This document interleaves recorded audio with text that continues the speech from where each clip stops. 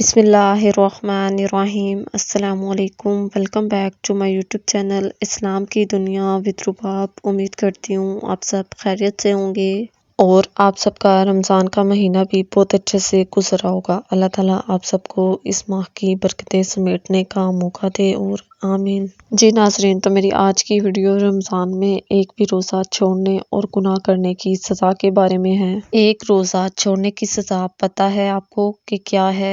وہ یہ ہے، سنیں۔ جو شخص رمضان میں ایک روزہ چھوڑتا ہے اس کو 9 لاکھ برس جہنم کی آگ میں جلایا جاتا ہے۔ 9 لاکھ برس کتنا لمبا ٹائم پیریڈ ہے یہ، جس میں انسان کو جہنم کی آگ میں جلایا جائے گا۔ استغفر اللہ۔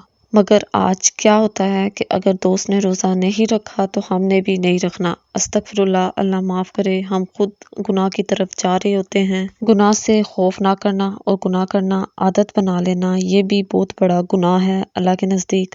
اب اس جگہ ایک بات سمجھنے والی ہے کہ ہر چیز کی ایک اپنی ویلیو ہوتی ہے۔ جو چیز جتنی مقدس ہوتی ہے اس کی اتنی ہی ویلیو ہوتی ہے۔ اس وقت میں وہ گناہ کرنا اللہ کے غضب کو دعوت دینا ہے۔ خدا را آپ سب سے ریکویسٹ ہے کہ رمضان جیسے مقدس مہینے میں گناہوں سے بچیں۔ اللہ تعالیٰ ہم سب کو رمضان جیسے مقدس مہینے میں روزہ رکھنے کی توفیق عطا فرمائے اور گناہوں سے بچنے کی توفیق عطا فرمائے، آمین۔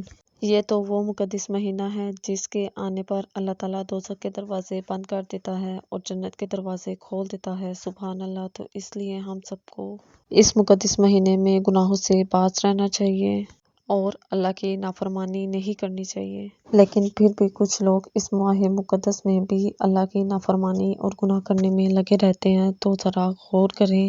یہ بہت مقدس مہینہ ہے، اس میں اللہ تعالیٰ کی رحمتیں اور برکتیں نازل ہوتی ہیں۔ ہم سب کو وہ سمیٹنی چاہیے جتنی زیادہ سے زیادہ ہو سکے۔